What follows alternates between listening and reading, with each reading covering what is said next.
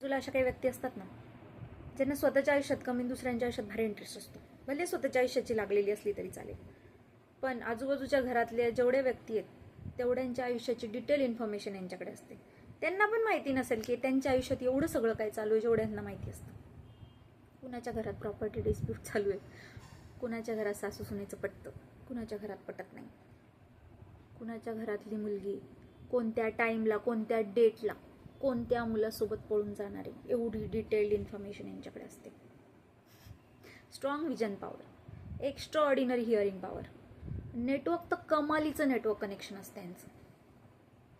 आणि दुसऱ्यांना बाटलीत उतरवण्याची कला पण असते. नाही यांना रॉमध्ये घेतलं ना तर आपला देश केवढी प्रगती करेल. पण नाही, ह्यांना दुसऱ्यांच्या घरात काड्या करायच्या, ह्यांना कुणाच्या उपयोगाला नाही यायचं, फक्त काड्या करायच्या.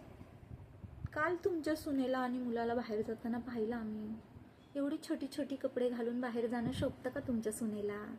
बघा सांभाळा, नाही तर मिऱ्या वाटेल तुमच्या डोक्यावर. या अशा काड्या करायच्या. आणि मग नरकात नाही जाणार तर कुठे जाणार? बरं चुकून माकून हे स्वर्गात गेले, काही चांगली कामं केली असतील आयुष्यात, तिथं पण हे काड्या लावायला कमी नाही करणार. देवादेवांमध्ये भांडणं लागतील. देव म्हणाल बाळा तू उकळत्या तेलाच्या कढईत जायच्याच गुणाच आहे, तू नरकातच जा. तुमच्या आजूबाजूला पण असतील ना असे चालते फिरते CCTV कॅमेरे? कोण कोण आहे कमेंट करून सांगा.